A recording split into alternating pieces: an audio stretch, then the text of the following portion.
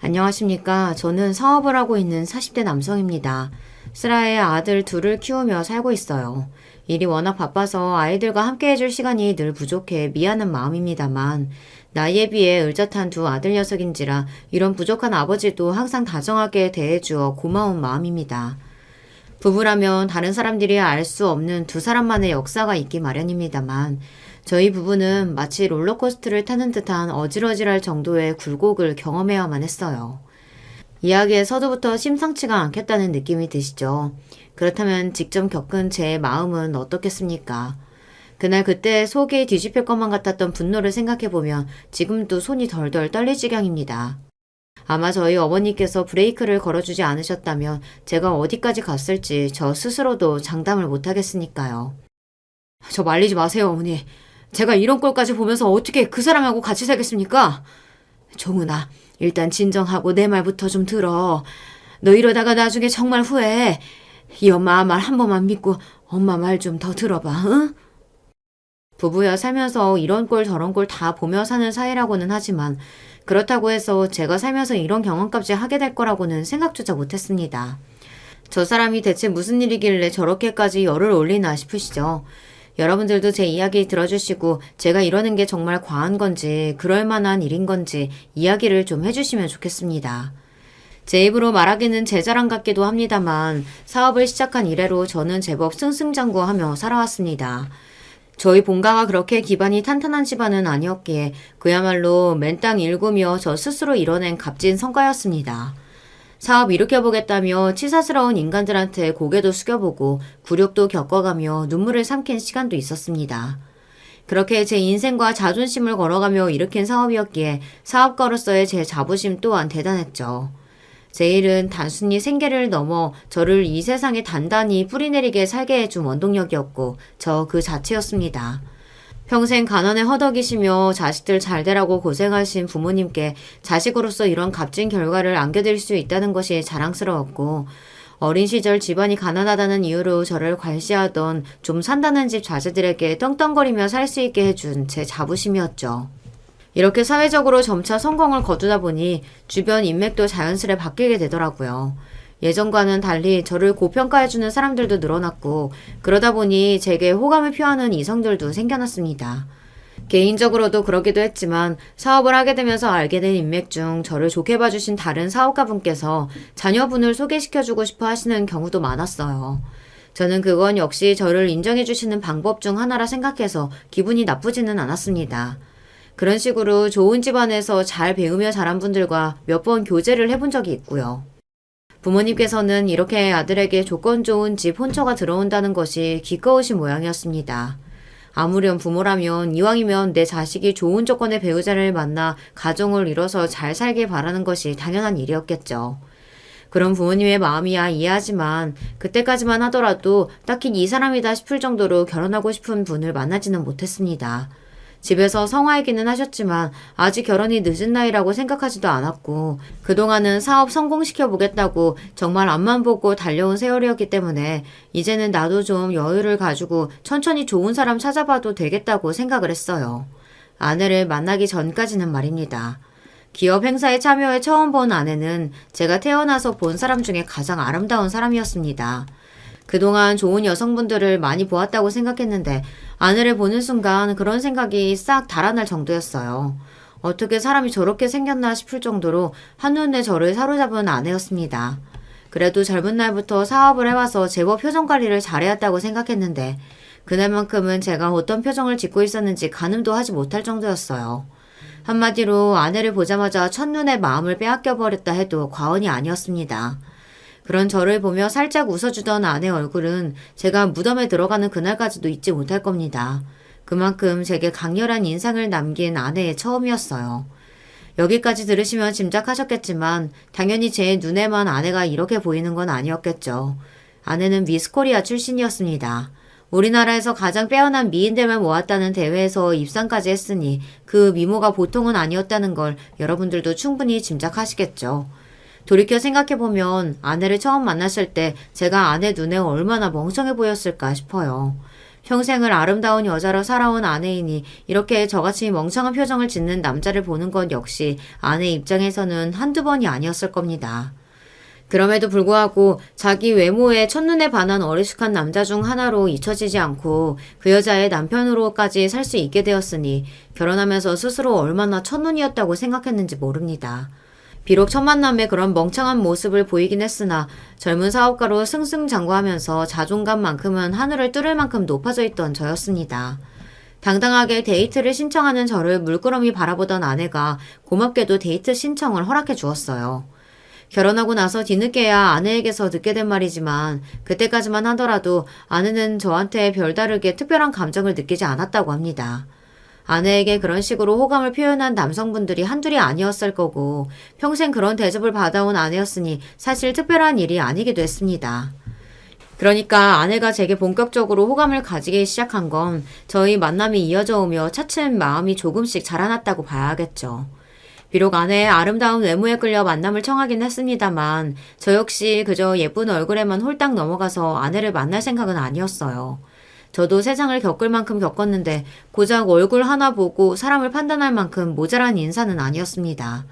처음 시작은 취향에 맞는 외모일지 모르겠으나 결국 사람과 사람 간에 가장 중요한 것은 따로 있지 않습니까? 그리고 사람을 만나봐야 그 사람이 어떤 생각을 가지고 있고 나와 얼마나 맞는 사람인지 확인해 볼 수 있겠죠. 그저 얼굴 예쁘다고 처음부터 일방적으로 구애했다면 아내 역시 제게 쉽게 넘어오지는 않았을 겁니다. 아내와 좀 더 대화를 많이 해보고 싶다는 제 말에 아내 역시 이렇게 대답했으니까요. 저도 안 대표님 생각에 동의해요. 그동안 저한테 호감을 표시해준 분들이 적지 않았지만 결국은 외모나 보이는 것들에만 신경 쓰고 제가 어떤 생각을 하는지는 중요하지 않게 생각하시는 분들이 대부분이었거든요. 제가 그렇다고 한 적도 없는데 자기들끼리 멋대로 저에 대해 기대해놓고 자기들끼리 실망해서 뒷말을 하는 경우도 적지 않았고요. 간 미스코리아 선발됐던 20대 초반이면 또 몰라도 저도 이제 30 넘었는데 그렇게 가벼운 사람들한테 시간을 허비하느라 제 인생을 낭비하고 싶지도 않고요. 저나 아내나 처음 만났을 때 이미 30이 넘어가고 있었습니다. 여전히 아름다운 아내였으나 그런 식으로 외모에만 혹해서 다가와서 자기를 인형 취급하는 남자들에게 아내도 질릴 대로 질려 있었죠. 그 중에는 아내의 아름다운 외모를 트로피 삼아 그저 자랑거리로 삼고 싶어하는 남자들도 적지 않았을 겁니다. 아내라고 그걸 몰랐겠습니까? 저희 만날 때까지만 하더라도 아내가 결혼에 그리 긍정적이지 않았던 건 이렇게 자기 나름대로 당한 바가 많아서였을 겁니다. 그런 만큼 아내를 더 존중하고 서로의 공감대를 키워나가기 위해 노력했습니다. 각자 분야가 다르긴 했지만 아내 역시 사업과 관련된 일을 하고 있었어요. 처음에야 제가 미스코리아라고 하니까 워낙 그쪽 인맥이 많아지기 시작해서 시작한 뷰티 사업이었지만 제가 직접 사업에 관여해보니까 그런 얕은 마음가짐으로는 절대 사업이라는 게 제대로 돌아갈 수가 없겠더라고요. 생각보다 배워야 할 것도 많고 신경 써야 할 것도 많아서 초반에 애를 많이 먹었어요. 저 역시 아무런 기반 없이 제 힘으로 사업을 읽어야 했던 사회초년생 시절이 결코 만만치 않았습니다. 아내가 말하는 고충은 그 누구보다 가슴으로 이해할 수 있었어요. 이렇게 서로가 겪어온 일들에 대한 공감대가 있다 보니 자연스럽게 대화가 이어졌습니다. 처음에는 아름다운 외모에 혹했던 것이 사실입니다만 그걸 이겨내고 자신의 일을 성공시키기 위해 저처럼 갖은 노력과 고생 끝에 자리를 잡게 된 아내의 이야기를 듣다 보니 제가 생각했던 것보다도 더 단단한 내면을 가진 아내에게 더욱 호감이 갔습니다. 아내 역시 그저 얼굴 예쁜 여자로 생각하고 세상을 쉽게 살아왔을 거라는 편견을 가지고 대하는 것이 아닌 동등한 사업가 입장에서 아내의 말을 경청하고 공감하는 제 모습에 마음을 많이 열어주었다고 하더라고요. 사실 여자가 뷰티 사업한다고 하면 그것도 저처럼 미인대회 출신이 이런 일 한다고 하면 사업가로 인정해주기는커녕 쉽게 돈 번다고 폄하하는 사람들도 많거든요. 심지어는 저한테 환심 없겠다고 다가온 남자들조차 그걸 숨기지 못한 걸 보면 저를 어떻게 생각하는지 모르려고 해도 모를 수가 없었죠. 그런 사람들을 자주 겪다 보니 저도 모르게 이성 만나는데 좀 방어적으로 대하게 되더라고요. 저도 어린 시절에는 예쁜 여자들은 살기 편하겠다고 철딱서니 없는 생각을 했던 적도 있었습니다. 하지만 사업을 하면서 능력 있는 여성 사업가들이 사회적 편견 때문에 얼마나 고생을 하는지 직접 보게 되었죠. 물론 제가 그분들이 겪으신 고충을 다 이해한다고 하는 건 말이 되지 않겠으나 적어도 그렇게 고생하시는 분들을 쉽게 사업한다고 폄하하고 싶지는 않았어요. 아내 말 맞다나 미인대회 출신의 사업 분야가 그러다 보니 더더욱 그런 시선에서 자유롭기 어려웠겠죠. 사업을 하다 보면 일하는 것만으로도 신경 써야 할 것이 한두 가지가 아닌데 저런 성가신 편견까지 겹쳐 있으면 참 쉽지 않았겠다 싶어 아내가 안쓰러운 마음이었습니다. 예쁜 여자에 대한 혈기왕성한 남자의 이성적 관심에서 서로를 깊이 이해하고 마음을 주고받는 사이가 될 수 있었던 시점이 바로 이런 공감대를 형성한 이유였을 거라고 생각해요. 아내 역시 그런 제 마음과 크게 다르지 않았는지 이렇듯 여러 차례 만나면서 서로 진솔한 대화를 나눌 수 있게 되었을 즈음 저희의 교제가 시작되었습니다. 아내는 만나면 만날수록 진국인 사람이었어요. 아름다운 외모보다 마음 씀씀이가 더 고운 사람이었습니다. 사업적인 면모로 있어서는 제가 배울 점도 많았어요. 물론 여전히 아름다운 아내의 외모에 마음이 가지 않았다고 하면 거짓말이겠습니다만 이렇게 서로 하는 일에 진심으로 조언하고 서로를 격려할 수 있는 상대를 만나게 된 것보다 더 기쁠 수는 없었습니다. 처음 제가 미스코리아 출신인 아내를 만났다고 했을 때 부모님께서는 기쁨보다는 걱정이 더 커 보이셨어요. 평소에도 제가 제 사업을 더 마음껏 펼칠 수 있는 든든한 기반이 되어줄 집안 출신의 배우자를 얻기를 소망하시던 부모님이셨습니다. 부모님 입장에서는 미인대회 출신이라는 것 역시 걱정거리셨습니다. 그렇게 외모가 훌륭한 아가씨면 주변에서 남자들이 가만두지 않았을 텐데. 물론 우리 아들도 당연히 훌륭하지만 그런 아가씨면 씀씀이도 적지 않을 거고. 어머니, 지연씨 그런 사람 아니에요. 이럴 때도 저보다도 더 꼼꼼한 사람이고 허튼 데다 돈 쓰는 거 질색하는 사람이고요. 오히려 제가 배울 점이 많은 사람이라니까요. 너무 걱정하지 않으셔도 돼요. 그렇게 여러 번 안심을 시켜드렸음에도 불구하고 여전히 부모님 안색에서 근심이 떠나지를 않았습니다. 하지만 이런 부모님의 근심 역시 저와 부모님을 처음 만나는 자리에서 말끔히 날려준 아내였습니다. 단정하고 깔끔한 차림새로 시종일관 예의 바르게 대하는 태도에 저희 부모님도 그만 제 아내에게 홀딱 넘어가고 마셨죠. 비록 그 수수한 차림에 어울리지 않게 여전히 화려한 이목구비이긴 했습니다만 실용성을 중요하게 생각하는 아내 성격을 파악하기는 어렵지 않으셨을 거예요. 부모님이 걱정하시던 사치는커녕 아내는 화려한 차림새를 선호하지 않은 편이었습니다. 특별한 일이 있지 않는 이상 항상 일하기 가장 편한 차림을 좋아했고요. 그렇게 화려하게 차려입은 거야 미스코리아 대회 나가면서 평생 할 거 다 해봤어요. 예초에 그런 옷 별로 좋아하는 편도 아니었고 또 같은 사업하는 사람이라고 모여놓고도 눈요깃감 취급당하는 것도 싫었고요. 입이 방정인 남자들 중에서 같은 여성 동료들에게 꽃 운운하며 외모 지적하는 사람들이 적지 않지 않습니까? 아내가 무슨 취지로 저런 말을 하는지 단박에 알 것 같았어요. 아내 입장에 그런 남자들이 얼마나 한심하게 비춰졌을지는 말할 것도 없었고 말입니다. 그렇게 일부러라도 더 실용적인 차림새를 선호하는 아내에게 다행히 쉽게 마음의 문을 열어주신 부모님이셨어요. 아무래도 두 분 모두 제가 사업가로 성공하기 전까지는 어렵게 살아오시던 분이다 보니 화려하게만 들리기 쉬운 미스코리아 출신이라는 말에 주눅이 드셨던 것이 아주 이해가 가지 않은 것은 아니었어요. 가뜩이나 사업하는 며느리라고 하면 익숙치 않게 생각하실지 모르는데 미인대회 출신이라는 말까지 하면 부담스럽게 여기실 수도 있겠죠. 어머님, 아버님하고는 정말 잘 지내고 싶어요. 종우 씨가 이렇게 바른 마음가짐 가지고 성장하는 데에는 분명 부모님들께서 큰 몫을 하셨을 텐데 그런 분들이라면 저도 당연히 배울 점이 많겠죠.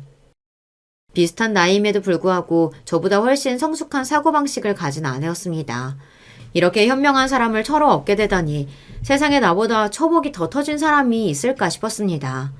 결혼해서 살면서도 이런 아내의 마음가짐은 한결같았습니다. 둘 다 각자의 사업으로 워낙 바빴기 때문에 결혼을 해서도 함께 할 수 있는 시간을 내기가 쉽지는 않았습니다만 아내와 함께한 모든 시간은 늘 즐거웠습니다.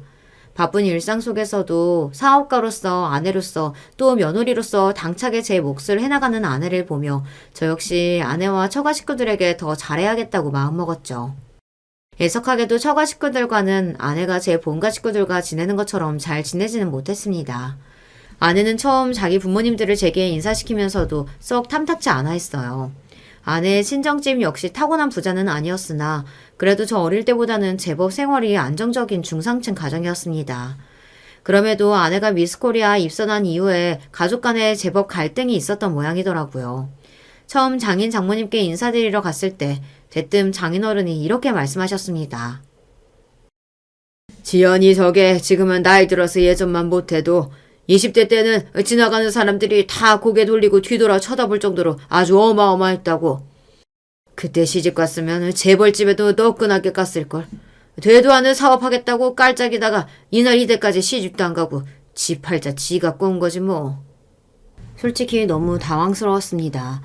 저희 부모님은 비록 물질적으로 제게 많은 것을 해주실 수는 없었습니다만 그만큼 항상 제게 해주지 못하신 것을 아쉬워하시며 미안해하셨어요. 그런 만큼 더욱 더 제가 하는 일을 믿어주시고 제가 감정적으로 흔들리지 않을 수 있도록 굳건한 버팀목이 되어주셨고요. 저는 그런 정신적인 유산이 물질적인 부분보다 더 가치가 있다고 생각하는 편이에요. 비록 부모님께서는 항상 자식인 제 앞에서 미안해 하시지만 자라면서 그런 부모님께 많은 것을 받으며 살아왔다고 생각합니다. 그런 저희 집 분위기와 비교해 볼 때 처가 분위기는 낯설 수밖에 없었습니다. 비록 아내가 미스코리아가 되기까지 물심양면으로 지원해 주셨다는 장인 장모님이셨으나 정작 자식인 아내의 기분을 헤아려 주지는 않으시는 분들이셨으니까요. 아내 역시 사위될 사람을 처음 보는 자리에서 저렇게 서슴없이 정제되지 않은 말씀을 하시는 장인 장모님을 부끄러워하는 것만 같았어요. 나 처음 미스코리아 되고 나서 주변에서 손짜리며 보며 제법 시끄러웠거든. 근데 그때 내 나이가 고작 21인데 내가 결혼 생각이 있었겠어? 거절하니까 우리가 얼마를 들여서 너를 미스코리아식이나 만들어놨는데 부모 말을 거스르냐고 아버지가 내 뺨까지 때리더라. 나 미스코리아도 내가 진짜로 나가고 싶어서 나간 게 아니야. 내가 이렇게라도 하면 부모님이 기뻐하실까 싶어서 나간 게 더 컸었어. 그런데 막상 그렇게 부모님이 원하시던 미스코리아 되고 난 후에 저렇게 나를 막대하는 게 더 심해지다 보니 더는 부모님한테 아무것도 기대하기가 싫더라고. 손목이 제 절반밖에 안 되는 사람이었습니다. 저 가녀린 사람을 도대체 때릴 데가 어디 있다고 손찌검까지 하다니. 그건 장인어른께서 너무하셔도 정말 너무하셨던 거였습니다. 어린 자식인 선짤이 나가기 싫다고 했다는 이유로 그랬다는 건 더더욱 이해가 가지 않았고요. 이렇게까지 말하고 싶지는 않지만 얼굴 반반한 자식을 당신들 입맛대로 휘두르고 싶어 하셨다는 사실만큼은 부정하기 어려웠습니다. 아내가 이성관계나 결혼에 좋지 않은 인상을 가질 수밖에 없었다는 게 다시금 이해가 되었죠. 제게 하신 말씀 또한 그런 맥락에서 나온 말이었을 겁니다. 물론 제가 제 나름대로는 자수성가해서 사업 일으킨 성공한 사업가라고 하지만 장인어른 말씀처럼 그렇다고 제가 재벌가에 비할 것은 못 되었겠죠. 그러니까 한마디로 사익감이라고 데려온 저 역시 장인어른 입장에서는 눈에 차지 않는 사익감이었을 거예요. 좀 더 어리고 더 예뻤을 때 시집 보냈으면 그보다 더 으리으리한 집안에 보낼 수 있었을 걸 하는 속내를 감추지도 않는 장인어른이셨어요. 장인어른과의 관계가 불편할 수밖에 없었습니다. 특히나 저런 장인 장모님을 제게 보인 이후로 자기가 더 미안해하는 아내를 보니 더더욱 그랬습니다. 아내가 미스코리아가 된 지 10년이 다 되어가고 있었으니 그 시간 동안 얼마나 혼자 들들 볼꼈을지 생각하니 아내가 짠하더라고요. 그런 만큼 결혼해서 우리 집에서만큼은 아내가 그런 서러운 감정 느낄 일 없이 지내게 해줘야지 다짐했습니다. 그러니 아내가 결혼 이후 본인 친정과는 거리를 두고 저희 부모님과 더욱 가깝게 지내는 것은 사실 예견된 것이나 마찬가지였습니다. 처음에 미스코리아 출신 며느리를 맞이하는 것에 대해 걱정하시던 부모님께서는 아내를 처음 만난 이후로는 언제 그랬냐는 듯 하나뿐인 며느리를 아껴주셨습니다. 두 분 모두 한번 마음을 준 사람에게는 한없이 정을 퍼주시는 분들이셨어요. 새아가 가뜩이나 이렇게 말랐는데 밤낮 없이 일한다고 얼마나 힘들겠어. 이럴수록 더 잘 챙겨 먹어야 해. 조금만 먹고 그러지 말고 챙겨는 음식들 아끼지 말고 팍팍 먹어. 너는 살쪄도 이쁘니까 그런 거 걱정 하나도 할 거 없어. 감사해요, 어머님. 저 그런 걱정 안 하고 팍팍 잘 먹고 있어요. 어차피 저 통통해져도 어머님은 저 예쁘다고 해주실 거잖아요. 맞죠? 그럼. 아내에게 듣자 하니 장모님께서는 아내가 몸무게가 100g이라도 늘어날까봐 가뜩이나 잘 먹지도 않는 사람 밥그릇을 뺏기가 일쑤였다고 했습니다. 저렇게 방학 때에 내려온 손자 먹이듯 아내를 열심히 먹이려 드는 어머니가 처음에는 낯설었을 거예요. 하지만 곧 그런 어머니 행동이 애정에서 비롯되었다는 것을 알고 감사히 받아들여주는 아내였습니다. 저희 어머니께서 마음을 써주시는 만큼 더욱 살갑게 대해주는 아내가 저 역시 고마웠습니다. 같은 사업과 동료분들 중 다양한 문제로 인해 고부 갈등 사이에 끼어 고생하는 친구들도 제법 많았어요. 그 사이에서 중재를 해보겠다고 나섰다가 도리어 혼자서 고래 싸움에 새우 등 터지기도 일쑤였다고 하더라고요. 그런데 오히려 저 없이도 자기들끼리 마음이 맞아 잘 지내주는 두 사람 모습을 보니 그저 흐뭇할 수밖에 없었죠. 아내가 자기 친정 부모님보다도 저희 부모님을 더욱 신뢰하고 따른다는 것은 잘 알고 있었습니다. 아무리 저희 부모님께서 마음을 먼저 내어주셨다고 한들 그걸 아내가 받아주지 않았더라면 이런 관계가 절대 가능하지 않았을 겁니다. 미인대에 출신 아내를 얻은 것보다 제게는 그게 더 큰 행복이라고 생각합니다. 아내가 결혼 후에야 비로소 정서적으로 안정된 것 같아 그건 역시 안심이었어요. 연년생으로 저희 아들들인 주연이와 성현이가 태어나면서 더더욱 그랬습니다. 자기 본가에서 항상 둥둥 떠다니는 듯한 기분을 느꼈다던 아내가 비로소 저희 가정에 안착한 것 같았어요. 고대하시던 손자 녀석들을 보시고 저희 부모님께서도 더할 나위 없이 기뻐하셨습니다. 어머니 정말 안 그러셔도 돼요. 이 사람이나 저나 그 정도 능력은 된다니까요. 알지. 그래도 우리가 보고 싶어서 그래. 노인네들이 손자 보는 재미 없으면 또 무슨 재미로 살겠어? 연년생인데다가 아내 역시 사업으로 바쁜 사람이었으니 당연히 아이들을 돌봐줄 손이 필요했습니다. 돌보미 분을 고용했지만 그럼에도 돌보미 분 출퇴근 시간 이후로는 부모인 저희의 노력이 필요했어요. 그것마저도 당신들께서 해주고 싶어 하시는 부모님이셨습니다. 결혼 이후에 아내와의 어머니의 사이는 늘 좋았으나 아이들 낳고 나서 더더욱 그 두 사람 관계가 돈독해진 것 역시 서로 목숨보다 소중하게 생각하는 우리 아이들을 그 누구보다 아껴주는 존재라는 신뢰감이 더욱 쌓였기 때문일 겁니다. 그래도 아내 사업보다는 제 사업이 좀 더 규모가 크고 잘 되고 있었기 때문에 처가에서 제게 기대하는 바가 없지는 않았을 겁니다. 그러나 그런 처가 요구에 단호하게 대응하는 아내였습니다. 돈 문제라도 생기려고 치면 단박에 막아서는 아내 때문에 장인어른도 빈정이 많이 상하셨을 겁니다. 처음 몇 번 제게 술자리를 권한 것 이후에는 제게 냉랭하게 대하시는 장인어른이셨어요. 그런 장인어른이 탐탁지 못한 딸 내외가 본 손자들이라고 어여뻐 하실 리 없었습니다. 아내 입장에서는 시부모님께서 그렇게 아이들을 예뻐하시고 어떻게든 돌보는 걸 도와주시려고 노력하시는데 정작 친정 부모님들이 저렇게 자기 아이들을 거들떠보지도 않는 건 역시 마음이 많이 상했을 거예요. 나 지금까지만 하더라도 내 부모가 당신이나 우리 애들한테 하는 걸로 충분히 창피스러워. 어머님 아버님이 우리한테 해주시는 거 생각하면 더 그래.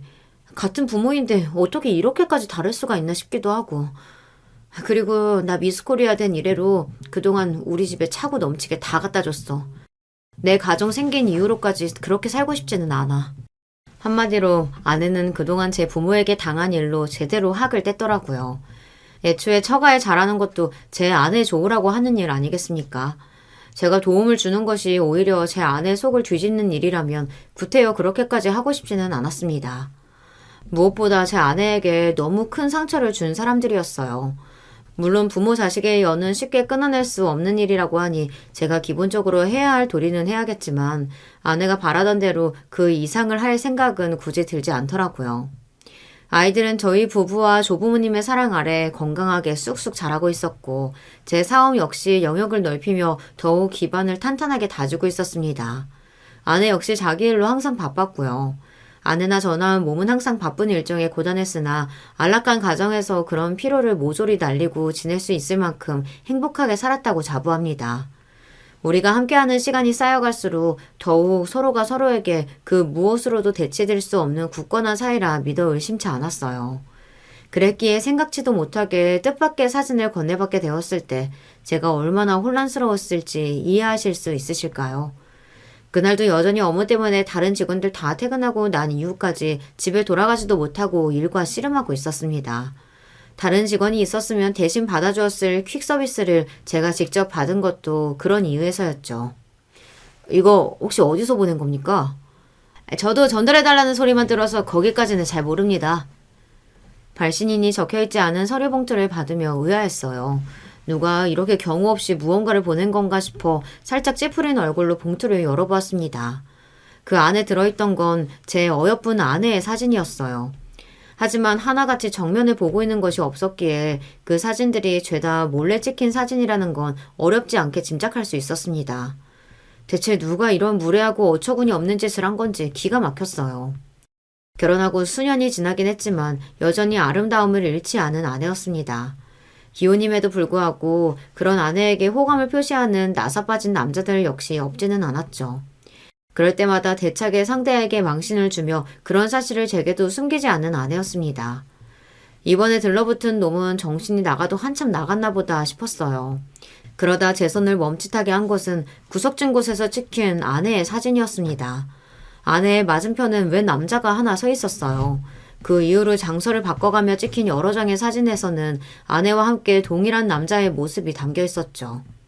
남자의 얼굴이 정면으로 찍히진 않았으나 측면만으로도 같은 사람임을 구분하기 어렵지 않았어요. 최근에는 아내가 자기한테 헛짓거리하는 남자가 있다는 이야기를 하지 않은 지 꽤 되었습니다.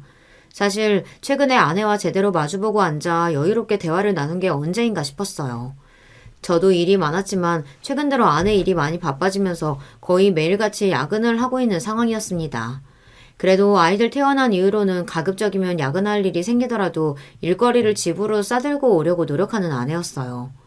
평소 같았으면 그냥 시원하게 아내에게 나 이런 사진 받았다. 이 괘씸한 놈 아주 요절을 내고 당신도 안전에 더 유의를 해야겠다 하고 대놓고 말했을 겁니다. 하지만 시기가 공교로웠습니다. 아내의 귀가가 매일같이 늦어지고 있었고 그런 와중에 받게 된 익명의 발신자로부터의 사진에 아내와 낯선 남자가 함께 담겨 있었어요. 그렇게까지 생각하고 싶지는 않았으나 자꾸만 안 좋은 쪽으로 고개를 내미는 생각 때문에 속이 시끄러웠습니다. 그날 저녁 늦게 퇴근을 했음에도 불구하고 아내가 저보다 더 늦은 시간에 귀가했습니다. 당신 요새 회사 일이 많이 바빠? 계약 문제가 좀 지저분하게 얽히는 바람에 정리해야 할 게 많네. 아내 얼굴이 다소 어색하게 느껴졌다면 그건 제 기분 탓인 걸까요? 여러분이라면 이런 상황이 어떻게 받아들여지실 것 같으신가요? 씻으러 들어간 아내를 두고 생각이 많아졌습니다. 저도 모르게 아내 차키를 챙겨 주차장으로 내려가면서도 대체 내가 뭘 확인하고 싶은 건지 확신이 서지 않더라고요. 하지만 제가 정말 가슴이 내려앉았던 건 아내 차의 블랙박스를 확인을 하는 순간이었습니다.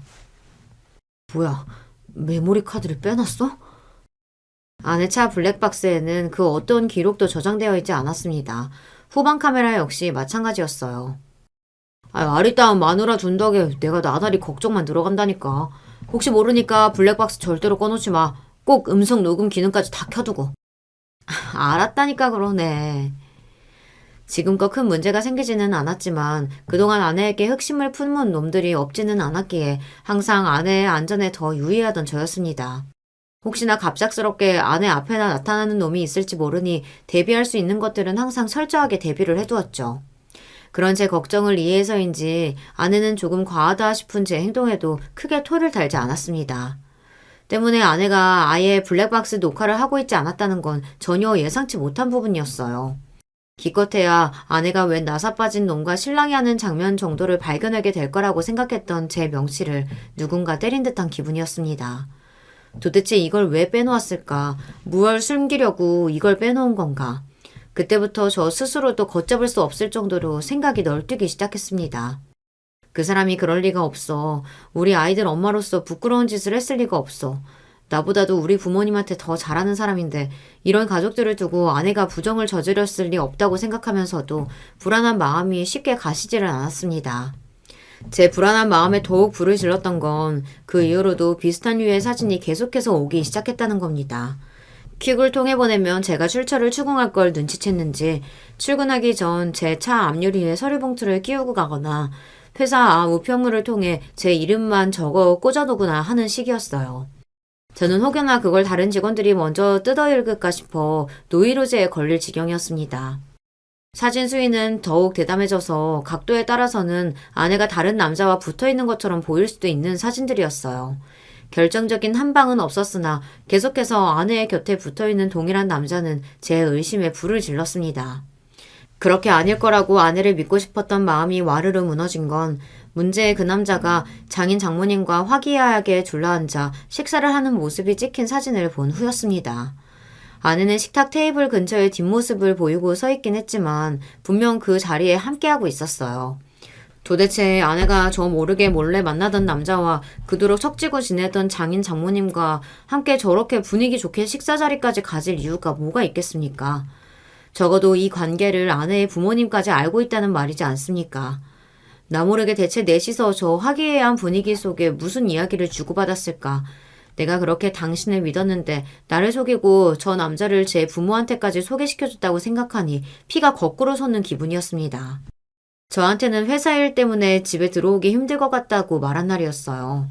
나한테 그렇게 회사 일 핑계를 댈 때마다 저 남자를 만난 걸까 생각하니 제가 믿어왔던 모든 것들이 순식간에 무너져 내리는 기분이었습니다. 나는 당신을 믿었는데 누가 보아도 부정을 의심할 만한 상황이 계속되는데도 어떻게든 당신을 믿으려고 애썼는데 어떻게 아내가 나한테 이럴 수가 있나 하는 생각에 울분이 차올랐습니다. 아내를 사랑하고 믿어온 만큼 배신감은 어마어마했습니다.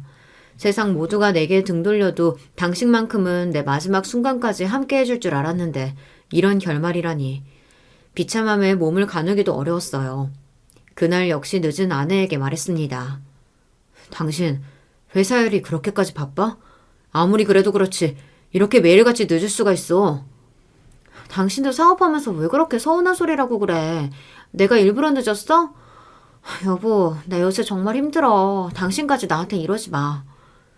당장이라도 그렇게 힘들다면서 이 남자 만날 시간은 있느냐고 소리를 지르고 싶었습니다. 하지만 제가 그걸 인정하는 순간 우리가 일구어낸 가정이 깨어질까봐 차마 그 말을 내뱉을 수가 없었어요. 종훈아, 이 사진들은 대체 이게 다 뭐니? 제 딴에는 감춘다고 감췄는데 아직 어린 아이들이 제 서재를 어지르며 찾아낸 사진을 저희 어머니께서도 발견하셨습니다. 그 사진이 의미하는 바를 저희 어머니 역시 모르실 리 없으셨겠죠. 새파랗게 질린 얼굴로 바들바들 떠는 어머니의 손을 보고 있자니 비참함이 더해졌습니다. 수치심과 송구스러움으로 차마 고개를 들지 못하고 간신히 어머니께 말씀드렸어요. 어머니, 당분간만 그냥 모르는 척 해주세요. 제가 해결할게요. 해결이라니? 대체 너 무슨 생각으로? 이럴수록 더 얘기를 해봐야지. 분명 무슨 사정이 있을 게다. 지연이가 그럴 애가 아니야. 어머니 제발요. 저도 생각할 시간이 필요해요. 잘 사는 모습만 보여드려도 모자랄 판에 어머니 앞에 이렇게 수치스러운 모습이라니. 그만 세상에서 사라져버리고 싶은 심정이었습니다. 그날 하루는 출근도 하지 않았어요. 뜬 눈으로 밤을 지새우고 아내의 회사로 향하며 제가 무슨 정신이었는진 저도 모르겠습니다. 그저 결과가 무엇이 되었든 내가 확신할 수 있는 무언가를 잡아야겠다는 생각뿐이었어요.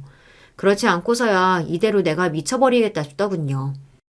여느 때처럼 일 때문에 늦을 것 같다던 아내는 채 퇴근 시간이 되기도 전에 주차장으로 나왔습니다. 다시 한번 마음이 꺼져가는 기분이었어요. 눈이 벌개져서 아내 차를 뒤따라가는 제 모습이 그렇게 추잡스럽게 느껴질 수 없었으나 아내를 위양하고 있는 그 순간조차 제발 나를 배신하지 말아달라고 속으로 빌고 또 비는 걸 멈출 수가 없었습니다. 어머니의 연락을 받은 것은 바로 그때였습니다. 종훈아, 너 지금 어디야? 회사에도 없다면서 지금 어디 있는 거야? 그 사람 뒤따라가는 중이에요. 종훈아, 너 대체 무슨 짓 하는 거니? 너 정말 그러다가 후회해. 안 된다. 당장 집으로 돌아와. 엄마가 부탁이야. 너한테 꼭 해야 할 말이 있으니까 당장. 그렇게 말씀하시는 어머니 목소리가 들어본 중에 가장 절박했습니다. 눈앞에 아내 차를 뒤쫓으면서도 그런 어머니 목소리를 차마 무시할 수가 없었어요.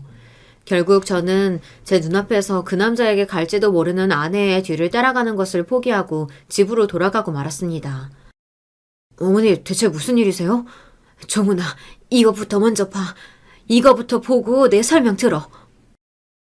전에 없이 단호하게 말씀하시는 어머니의 기세에 어머니가 내민 스마트폰 속 영상을 들여다봤습니다. 거기에는 아내가 한 남자에게 손목을 붙들려 억지로 끌려가는 모습이 담겨 있었어요. 바로 문제의 사진 속 남자였어요. 얼굴 정면을 보는 것은 처음이었으나 분명 그 남자가 확실했습니다.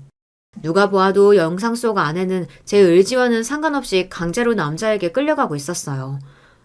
어머니, 대체 이게 뭐예요? 네 서재에 있던 사진 속 배경이 하도 낯익어서 그 근처에 가서 주변 차주한테 부탁해 얻은 블랙박스 영상이야. 저희 어머니는 블랙박스 작동이든 신식계이든 제대로 다룰 줄을 모르시는 분입니다. 그런 분께서 얼마나 절박하셨으면 이렇게까지 하셨나 싶어 제 기세가 조금 누그러졌습니다. 그 순간을 놓치지 않고 어머니께서 다급하게 말씀을 이으셨어요. 여기 사진 찍힌 곳 말이다. 이 근처 사는 사람한테 물어보니 이 사진 찍힐 때쯤 웬 남자 하나가 구석에서 여자 윽박지르는 걸 봤다고 하더라. 자세한 사정은 모르지만 아무래도 이 남자가 우리 지연이 협박한 모양이야. 그러니까 내가 그랬잖아. 우리 며느리가 네 아내가 그런 일을 저지를 애가 못 된다고. 얼마나 절박하셨으면 어머니가 직접 발로 뛰어 증거 영상에 목격자까지 찾아다니셨을까 싶어 자괴감이 들었습니다. 시어머니 되는 우리 어머니도 그 의심스러운 정황에도 끝까지 아내를 믿어주셨는데 남편이라는 사람이 신원도 알 수 없는 사람이 보낸 사진들을 보고 흔들려 아내를 미행까지 했다고 생각하니 그만 아내에게 죽을 때까지 갚을 수 없는 죄를 저질렀다는 생각에 그 자리에 털썩 주저앉고 말았어요. 그 사람이 그럴 리 없다고 생각하면서도 자꾸만 의심스러운 마음이 들어서요. 내가 말이라도 잘못했다가 혹시 이혼하자는 말이라도 들을까봐 그 사람한테 제대로 묻지조차 못했어요. 어머니, 저 그 사람한테 미안해서 어떡해요? 부부끼리는 무슨 일이 있어도 서로 대화를 해봤어야 돼. 지금이라도 네가 정신 차렸다니 더는 너 혼자 그렇게 땅 파지 말고 지연이한테 무슨 일인지 물어보렴. 애 외롭게 혼자 두지 말고. 어머니 말씀이 구구절절 옳았습니다. 저는 망설일 이유가 없었어요. 곧장 아내에게 전화를 걸었습니다. 여보, 나 당신 협박당하는 거 알고 있어. 우리 얘기 좀 해. 더 보탤 것도 없이 간결하게 얘기하는 제 말에 아내가 아무 말도 하지 못했습니다. 그렇게 곧장 돌아온 아내와 그렇게도 바라던 그간의 진솔한 이야기를 들을 수 있었어요. 문제의 남자는 아내가 미스코리아를 준비하던 어린 시절 잠깐 교제한 사이라고 했습니다. 사업가라느니 자기가 미스코리아를 만들어주겠다느니 허풍을 떨던 남자는 사기꾼이나 다름없었죠. 어떻게 장인 장모까지 구워 삶았는진 몰라도 사업 투자를 해주겠다느니 하는 핑계로 장인 장모의 환심까지 산 남자였습니다. 한마디로 그 남자는 제 아내의 스토커였던 겁니다. 아내에게 강제적으로 만남을 종용한 것도 모자라 놈은 아내에게 예전 놈과 아내의 사이를 제게 폭로하겠다고 협박까지 했다고 합니다. 그게 다가 아니었어요. 친정부모와도 돈독한 관계를 유지하고 있는데 내가 당장 나타나서 네 남편에게 불륜관계라고 하면 네 남편이 어떻게 나오겠냐며 협박을 일삼으며 돈까지 요구했다는 겁니다. 대체 왜 나한테 얘기를 안 했어? 그런 일이 있었으면 나한테 제일 먼저 얘기했어야지. 그런 남자한테 협박당하고 있다는 것도 수치스럽고 자존심 상하는데 다른 것도 아니고 친부모라는 사람이 그런 놈이 있는 자리까지 불러내서 나보고 그런 놈한테 잘 보이길 바라는데 어떻게 그런 얘기를 당신한테 할 수가 있었겠어. 나도 사람인데 당신한테 창피하고 수치스러워서 그런 얘기를 어떻게 해. 수치스러워해도 그 놈이 수치스러워해야 하고 장인 장모님이 부끄러워해야 할 일이야. 당신이 왜? 버럭 소리를 지르며 아내 편을 들어주자 그만 그간의 서름이 밀려왔는지 아내가 울음을 터뜨리고 말았습니다. 그렇게 엉엉 울며 아내가 하는 말에 그간 아내가 얼마나 마음고생이 심했을지 짐작할 수 있었어요. 가뜩이나 요즘 사업이 잘 안 돼서 힘든 와중에 저런 거머리 같은 인간까지 나타나서 나를 괴롭히는데 다른 것도 아니고 잠깐이지만 옛날에 만났던 남자 얘기를 도저히 당신 앞에서 꺼낼 수가 없었어. 그래도 나 당신이랑 우리 아이들한테 부끄러울 짓 절대로 한 적 없어. 저 식사 자리도 나는 저 사람 나오는 줄도 모르고 나간 거야. 저 남자 앉아있는 거 보자마자 친정 부모님한테 다시는 연락하지 말자고 부모 자식 인연 끊자고 소리 지르고 나와버렸어. 어떻게든 당신한테 손해 끼치지 않고 내 힘으로 해결해보려고 했는데 그놈은 날이 갈수록 더 뻔뻔해지고 내 의도와는 다르게 자꾸 일이 커지니까 어떻게 해야 할지 모르겠고 그래서 그랬어. 속여서 미안해 여보. 부부끼리 피해를 끼치느니 많이 그런 게 어딨어. 당신 일이면 그건 내 일인 거야. 그렇게 서로 얼싸안고 그간의 마음고생을 모조리 흘려보내려는 듯 펑펑 울었습니다. 오해로 얼룩진 마음 역시 깨끗이 녹아버렸어요.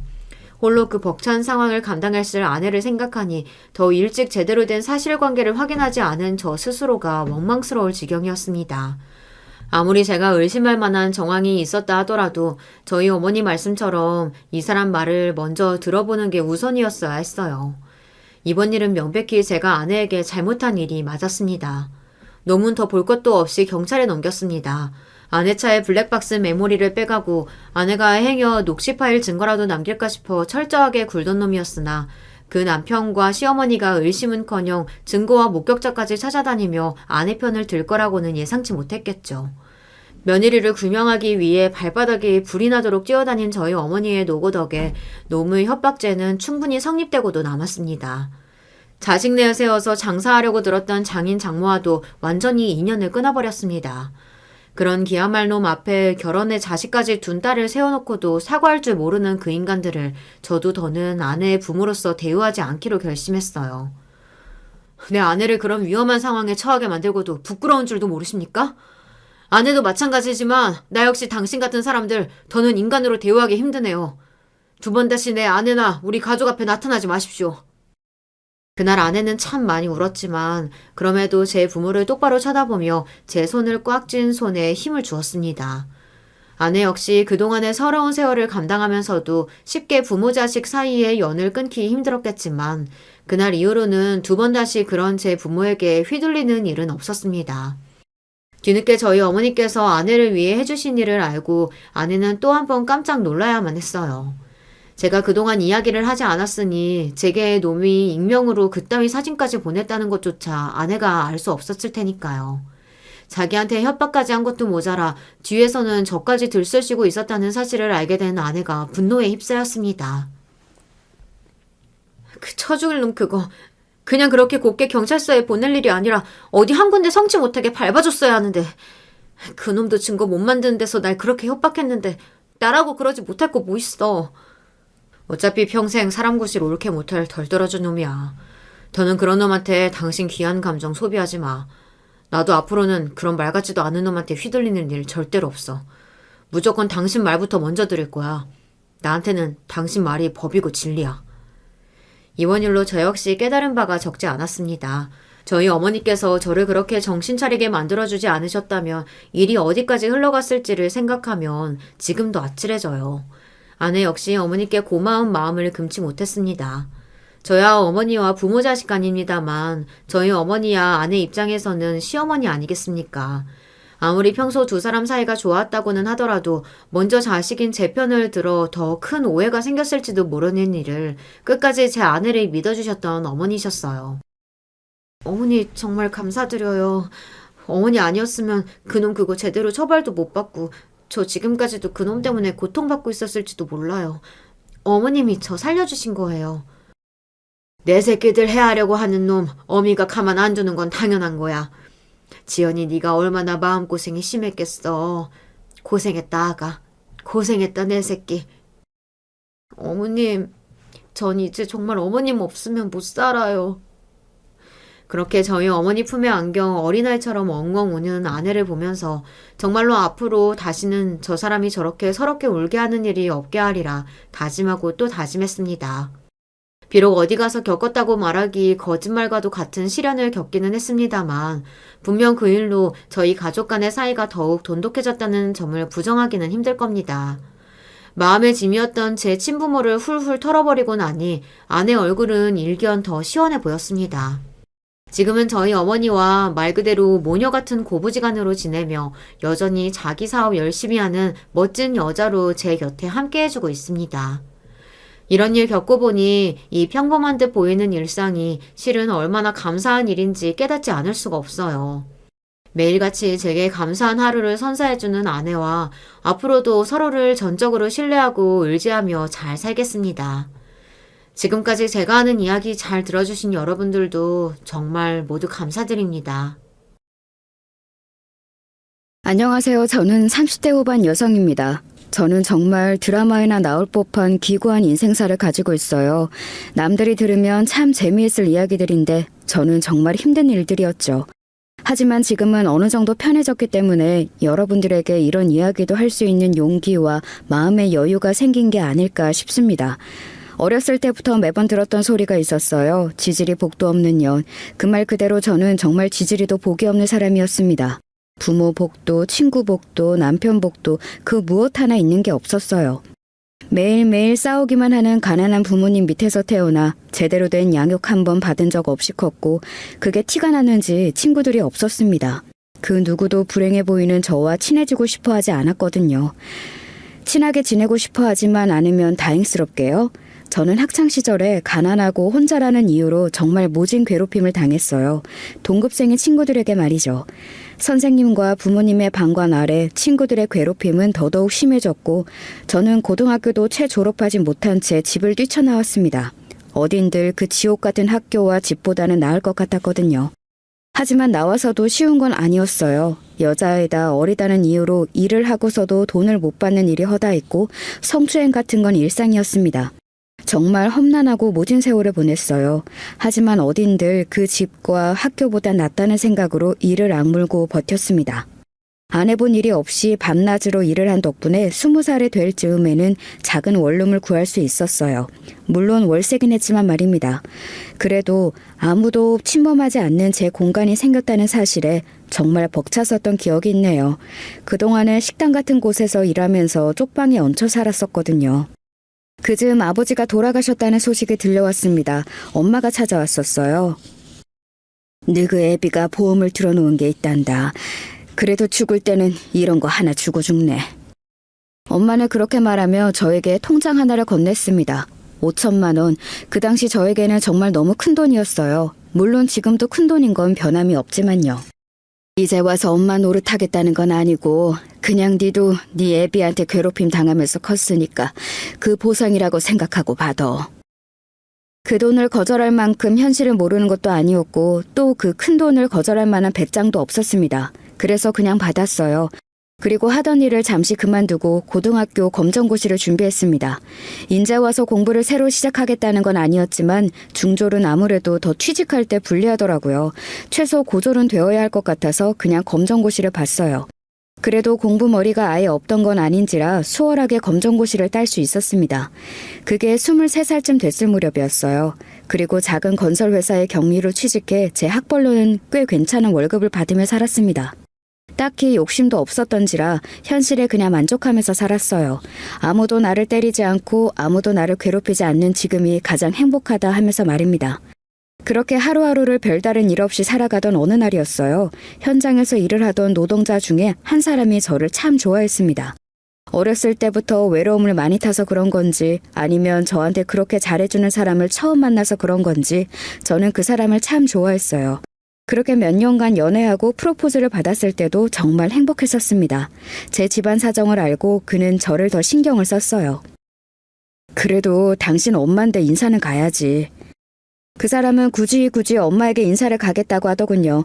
저랑 엄마는 저한테 돈을 가져다 준 그날 이후 한 번도 얼굴을 본 적이 없었거든요. 그 사람 성화에 못 이겨 거의 10년 만에 엄마를 보러 갔습니다. 오랜만에 보는 엄마는 많이 늙어 있더군요. 그 모습에 마음이 좀 쓰이긴 했던 것 같아요. 꼭 그렇게 험한 일 하는 사람이랑 결혼해야겠니? 엄마는 나중에 저에게 그렇게 물었었어요. 아버지가 목수셨거든요. 험한 일 하는 사람들은 성품도 험하다고 그러면서 말리셨던 기억이 있습니다. 내 결혼이야. 나는 엄마처럼은 안 살 거니까 걱정하지 마. 내가 무슨 자격으로 네가 하겠다는데 말리겠니? 그냥 걱정스러워서 그러는 거야. 하지만 저는 엄마의 말을 듣지 않고 결혼했어요. 그리고 그와 사는 7년 동안 한 번도 후회를 한 적이 없습니다. 그 사람은 정말 저에게 잘했고 다정했어요. 저랑 그 사람 사이에는 아들이 하나 있었는데 아들에게도 정말 다정한 아빠였습니다. 결혼한 뒤로 종종 얼굴을 보는 엄마도 정말 괜찮은 사람인 것 같다고, 그때 편견이 있었던 것 같다고 그렇게 이야기했으니까요. 엄청나게 행복한 건 아니었지만 나름 행복했습니다. 충분하지는 않았지만 아끼면 크게 부족함 없이 생활할 수 있었고 다정한 남편과 귀여운 아들이 있었으니까요. 10대 시절 집은 막 뛰쳐나와 길거리에서 울던 과거의 저를 생각하면 정말 행복한 나날들이었습니다. 하지만 그 행복은 오래가지 못했어요. 지질이 복도 없는 년 그 말의 저주에서 벗어났다고 생각했는데 아니었습니다. 형수님! 형수님 큰일 났어요! 그 전화를 받고 손을 발발 떨며 평소에는 절대 타지 않는 택시까지 잡아타고 남편이 있다는 응급실을 향했어요. 그곳에는 이미 숨을 거둔 남편이 누워 있었습니다. 믿기지도 않았고 믿고 싶지도 않았습니다. 그저 황망한 얼굴로 멍하니 서서 눈물만 뚝뚝 흘렸어요. 심장마비라고 하더군요. 일을 하다가 쓰러졌는데 조금 늦게 발견이 됐다고요. 저는 정말 정신이 하나도 없었습니다. 뭔가를 처리할 정신도 장례를 준비하고 치를 정신 같은 것들 말이죠. 그래서 남편의 직장 동료들이 하라는 대로 멍하니 앉아서 고개를 끄덕이고 사인을 했어요. 나중에 알고 보니 산재 처리를 하지 않겠다는 회사의 각서 같은 것들이었더라고요. 정말 지지리도 복도 없죠. 하루아침에 남편을 잃은 젊은 과부에게, 멍하게 앉아서 울고만 한 사람에게 그런 각서에 사인을 하라고 들고 온 회사 사람들이나 정신없는 틈을 이용해서 저에게 사인을 받아간 남편의 직장 동료들이나 말입니다. 그래서 저는 남편의 회사에서 단 한 푼도 받지 못했어요. 위로금이라고 지급해준 돈도 장례 비용으로 다 썼으니 제 수중에 남는 건 정말 하나도 없었습니다. 하루아침에 5살 난 아들을 혼자 키워야 하는 과부 신세가 되었어요. 그 사람은 보험 하나 제대로 들어놓은 게 없었거든요. 내 몸이 짱짱한데 보험은 무슨 보험? 그거도 한 달에 내야 할 금액이 꽤 되더라고. 그거 저축해서 우리 성준이 맛있는 거 한 번 더 사주지. 늘 그렇게 이야기했었거든요. 그래서 그 사람이 그렇게 죽고 나서 정말 저는 내몰리듯 일을 시작해야만 했습니다. 가진 게 없는 제가 혼자 어린애들을 키우려면 그래야만 했으니까요. 불행 중 다행인 건 너 일하는 동안에는 애는 내가 볼게. 뭐 어차피 어린이집 갔다 오면 몇 시간만 봐주면 되는데 뭐. 이제와 엄마의 도움을 받는 게 내키진 않았지만 그때 저는 그런 걸 가릴 처지가 되지 못했어요. 그래서 그냥 도움을 받기로 했습니다. 사무직에 취직하고 싶었지만 고졸의 경력이 많이 단절되어 있어서 불가능에 가까웠어요. 그리고 그 다음에는 어렸을 때 하던 식당에도 취직했지만 그건 시간 맞추기가 너무 힘들었습니다. 아무래도 아이를 마냥 엄마에게 맡겨둘 수는 없었기 때문에 일할 곳을 찾는 게 여의치 않았어요. 그러던 중 식당에서 알게 된 아주머니 한 분이 일자리를 제안해 주셨습니다. 새댁같이 일손도 빠르고 깔끔하고 또 젊은 사람을 원하는 곳들이 있어. 그게 어딘데요? 가정부인데 딱 정해진 시간에만 가서 청소랑 빨래 해주면 되고 가끔 집주인 심부름 해주는 정도? 그리고 요리까지 하면 추가금도 있고 요즘 부자들 점잠 뺀다고 갑질 같은 것도 많이 안 하고 일도 이런 것보다 수월하고 벌이도 좋아. 대신 거기 연결해주는 사람들 테스트를 통과하긴 해야 해요. 소개 한번 시켜줘? 자신은 나이가 많아서 탈락했다며 부잣집 가정부를 할 수 있는 업체를 소개해 주셨어요. 테스트는 생각보다 간단하긴 했습니다. 학벌과 집안 사정을 묻고 그 다음으로는 어떤 일을 했는지 묻는 게 다였어요. 다행히 면접을 잘 통과해서 어느 집으로 배정받았습니다. 그리고 첫 출근을 했어요. 시간도 딱 좋고 월급도 그전에 받았던 곳들보다 많았던 곳이라 오래 일하고 싶었습니다. 그래서 집주인에게 잘 보이고 싶은 마음에 단정히 입고 첫 출근을 했어요. 보기만 해도 기가 죽는 으리으리한 집 앞에서 배를 누르고 집주인이 나오길 기다렸습니다. 문이 열리는 소리가 들리자마자 꾸벅 인사를 했어요. 그리고 고개를 들었습니다. 너? 이은영? 아는 얼굴이었어요. 그것도 절대 다시 만나고 싶지 않은 그런 얼굴이요. 다시 볼 일은 없을 거로 생각했던 얼굴이었는데 이렇게 만나게 되다니 이 악연의 하늘도 무심하시지 라는 말이 절로 나오더군요. 은영이는 제 중학교 고등학교 동창이었습니다. 그리고 저를 괴롭힌 학교 폭력의 주동자였어요. 야 임정아, 나 목말라. 시원한 얼음물 좀 가져와. 매점에는 얼음이 없어. 그럼 만들어서라도 가져와야 할 거 아니야 이년아. 자기 뜻대로 안 되면 가차없이 발길질했어요. 그리고 반 안에서 제가 그렇게 은영에게 맞고 있어도 그 누구도 좋아주지 않았습니다. 심지어 선생님조차요.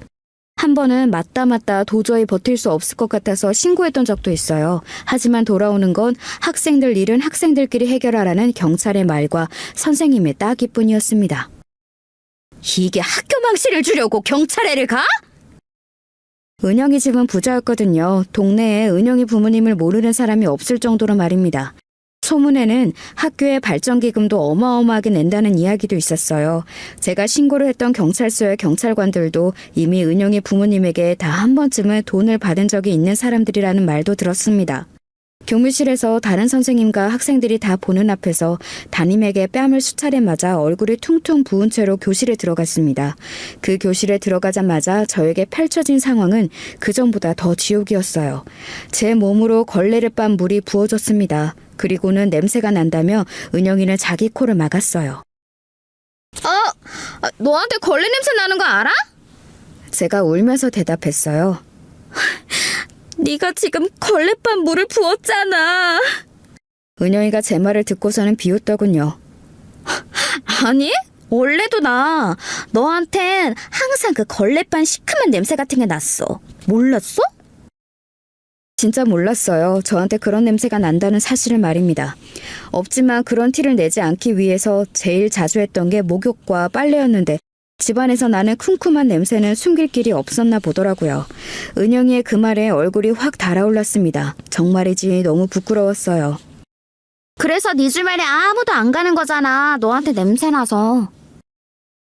그러고는 은영이는 제 옆에도 오기 싫다는 듯 주위의 물건들을 저한테 하나씩 집어던졌습니다. 아주 세게 말이죠. 그러면서 말을 이어갔어요. 경찰을 신고해? 네가 아직 나한테 덜 맞았지? 그지? 미안. 뭐라고? 정아야, 잘 안 들려. 미안. 은영이가 깔깔거리며 큰 소리로 웃더군요. 그러고서는 금방 정색하며 저를 바라봤습니다. 이 세상에 네 편이 있을 것 같아? 심지어는 너의 엄마 아빠도 네 편이 아닐걸? 내가 너를 죽도록 패도 아무도 너를 도와주지 않아. 그걸 아직 모르겠니? 은영이의 말을 듣는데 그저 절망 말고는 아무것도 할 수가 없더라고요. 정말 이 세상에 아무도 제 편이 없는 것 같았습니다. 집에 가면 아빠에게, 학교에 오면 은영이에게 맞으면서 매일 죽고 싶다는 생각만 하며 지낼 거로 생각하니 정말이지 끔찍하더라고요. 그래, 내가 없어지는 수밖에 없겠지. 그날이었습니다. 제가 집을 나온 날 말입니다. 그리고 지금 거의 20년 만에 저를 그렇게 거리로 내몰았던 동창을 만난 겁니다. 장은영을 말이죠. 너 맞지? 임정화. 은영이는 저를 한눈에 알아보더군요. 저도 한눈에 알아봤어요. 어떻게 잊을 수 있겠어요. 그 얼굴을요. 그래, 오랜만이다. 우리 집에 오기로 한 가정부가 너야? 제가 대답을 하지 못하고 고개를 숙였어요. 당장이라도 그때처럼 이 집을 뛰쳐나가서 도망가고 싶었지만 눈앞에 아들의 얼굴이 아른거렸습니다. 저는 돈이 없었고 돈을 벌어야만 했어요. 가만히 저를 보던 은영이가 씩 웃으며 손을 내밀더군요. 제가 얼떨떨한 얼굴로 그런 은영이를 바라봤어요. 뭐해? 악수하자고 하잖아. 손을 잡았습니다. 은영이는 씩 하고 웃더군요. 고등학교 때 그대로였습니다. 아니, 그때보다 더 예뻐져 있었어요. 그리고 두르고 있는 모든 것들이 정말이지 비싸 보였습니다. 그래, 그동안 어떻게 살았어? 결혼은 안 했어? 남편이 뭐 하는 사람이길래 부인을 이런 일을 하게? 결혼은 했었는데 남편이 얼마 전에 심장마비로. 저도 모르게 은영이에게 다 이야기하고 있더군요. 그때처럼 말입니다. 어머, 미안. 괜한 걸 물었나 보다. 애는 있고? 올해 5살 아들 하나 있어. 우리 애도 5살인데 나도 아들이야. 그래? 우리가 인연은 인연인가 보다. 이렇게 다 만나고 말이야. 너 그때도 참 손 빠르고 깔끔했는데, 그치? 언제나 은영이가 시키는 일이라면 빠르게 움직였고 항상 은영이 주변을 깔끔하게 치웠던 과거의 제가 떠올랐습니다. 나는 너만 괜찮다면 너 우리 집에서 일하는 거 좋아. 너는 어때? 순간 다행이라는 마음과 함께 싫다는 마음이 동시에 들었어요. 은영이가 어떤 아이인지 그 누구보다 잘 알았기 때문에 그녀가 집주인으로 있는 집에서 가정부로 일하는 것이 끔찍했습니다. 하지만 거절할 수 없었어요. 저는 돈을 벌어야 했으니까요. 나도 좋지. 제가 그렇게 대답하니 은영이가 씩 하고 웃더군요. 그리고는 미묘한 표정으로 말했습니다. 그럼 호칭 정리부터 하자. 우리가 아무리 친구라지만 어쨌든 나는 네 고용주고 너는 내 고용인인데 반말을 하는 거 좀 그렇잖아? 앞으로는 그냥 사모님이라고 부르고 존댓말 써줬으면 좋겠어. 그럴게요. 그래, 좋다. 그리고 은영이가 웃으며 일어났습니다. 아, 너 요리도 잘하지? 그때 그랬던 것 같은데? 아닌가? 네. 그러면 추가금도 줄 테니까 매일 저녁 좀 차려줘. 그이가 집밥을 먹고 싶어 하는데 내가 손에 물을 묻혀본 적이 있어야지. 뭘로 하면 될까요? 오늘은 대충 네가 냉장고 안에 있는 걸로 보고해. 다음부터는 내가 그이한테 물어보고 메뉴 알려줄 테니까. 그렇게 말하고는 은영이는 방으로 들어갔습니다. 그리고 방 안에서 깔깔거리는 소리와 함께 누군가와 통화를 하는 말소리가 얼핏 들려왔어요. 그래, 걔! 걸레 냄새 나던! 그래! 걔가 우리 집 가정 보러 왔다니까? 완전 웃기지? 역시 사람 팔자는 안 바뀌어. 여전히 그렇게 살고 있잖아. 일부러 그러는 건지 아니면 저를 사람 취급하지 않아서 듣든 말든 상관하지 않는 건지 은영이는 시끄럽게도 통화를 했어요. 그 소리를 밖에서 듣고 있는데 다리에 힘이 풀리더군요. 다시 그 끔찍했던 그 교실에 서 있는 것 같은 기분이 들었습니다. 하지만 그렇다고 이번에는 도망갈 수 없었어요. 저는 하나의 인생을 책임져야 하는 엄마였습니다. 그 사실이 저를 그곳에서 벗어날 수 없게 만들었어요. 스스로 괜찮다고 몇 번이나 되뇌이며 부엌으로 들어가 냉장고를 열었습니다. 정말 신선하고 비싸 보이는 재료들이 가득하더라고요. 딱 봐도 값비싸 보이는 재료들이었습니다. 이런 비싼 것들로 집밥이라... 좋은 재료로 만들면 뭐든 맛있긴 하겠네 라고 중얼거리며 음식을 만들기 시작했어요. 값비싼 해물들이 잔뜩 들어간 된장찌개와 각종 반찬을 만들고 있으니 은영이가 나오더군요. 나는 이래서 집밥이 정말 싫은데. 냄새 나잖아. 음식을 하는데 냄새를 안 나게 할 수는 없는 노릇이니 뭐라 대답을 하지도 못하고 머리만 긁고 있는데 은영이가 씩 웃으며 그러더군요. 너한테 하는 말 아니야. 왜 그렇게 쫄아? 누가 보면 내가 너 괴롭히는 줄 알겠다. 남편한테 하는 소리야. 하도 집밥 타령을 해대서 내가 짜증나 죽겠어 정말. 꼭 한식을 이렇게 챙겨 먹어야 하는 이유가 뭐냐고 대체. 은영이는 그렇게 궁시렁거리며 정말 냄새가 맡기 싫다는 듯 다시 방으로 쏙 들어가더군요. 그리고 얼마 뒤 음식이 다 되어갈 때쯤 도어락이 열리는 소리가 들렸습니다. 그리고는 누군가 들어오는 소리가 들렸어요. 우리 집에서 이런 냄새가 나? 나 집밥 먹고 싶다고 한 거 드디어 들어주는 거야? 다정한 목소리로 그렇게 말하며 들어오는 사람은 다름 아닌 은영이의 남편이었습니다. 웃으면서 부엌으로 들어왔는데 처음 보는 사람이 있어 당황한 것 같더라고요. 제가 꾸벅 인사를 했습니다. 안녕하세요. 누구세요? 저는... 그때 은영이가 문을 열고 밖으로 나왔어요. 그리고 정아야! 오빠 언제 왔어? 아직 퇴근 시간 좀 이르지 않아? 은영이는 조금 전 저를 부르던 목소리에서 완전 톤이 달라지더라고요. 애교와 애정이 가득 섞인 목소리였습니다.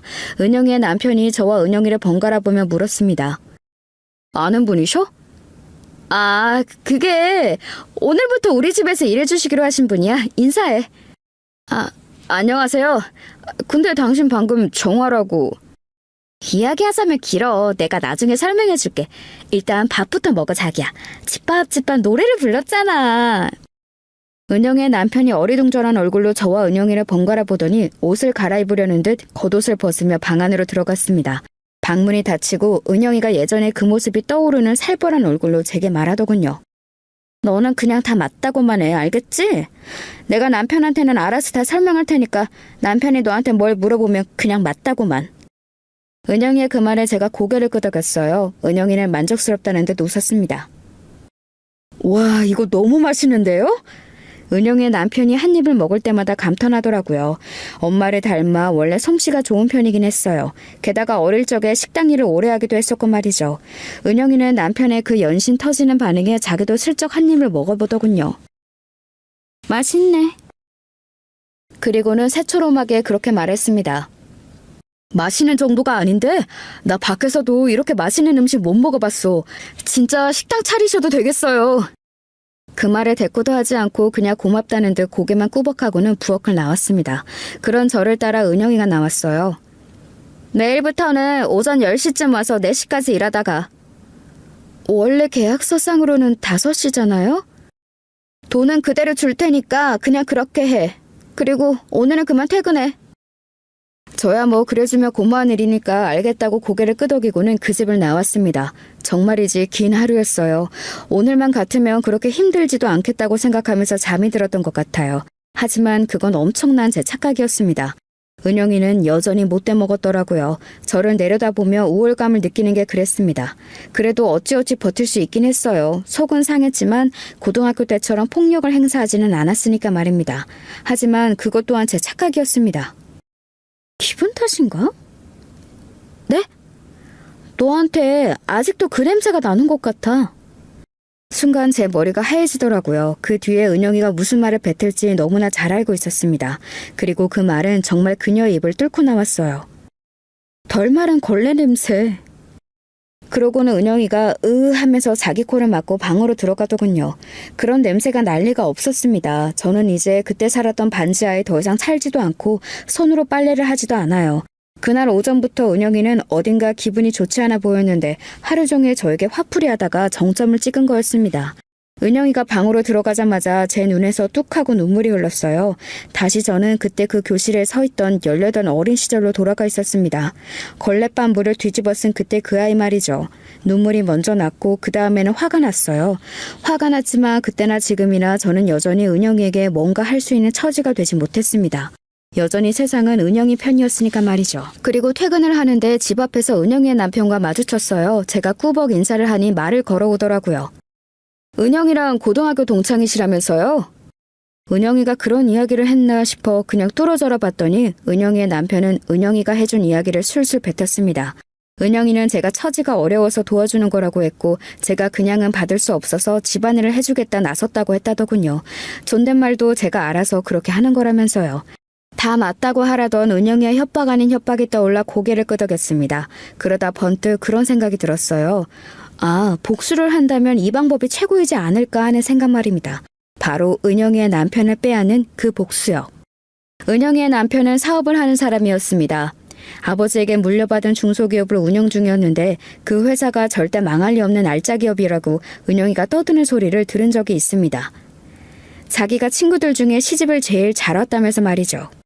은영이네 집도 부자긴 했어요. 물론 본인 남편만큼은 아니었지만 말입니다.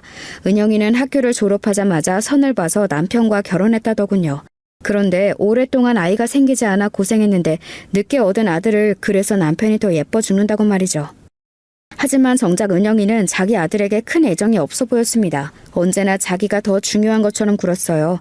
아이가 자지러지듯 울어도 손에 팩을 하는 중이라며 가만 보고만 있던 걸 제가 출근하고 아이를 달랬으니까 말입니다. 아무튼 머릿속으로 그 생각이 확 스쳐 지나가자 저도 모르게 본능적으로 살짝 웃으며 은영이의 남편을 바라봤습니다.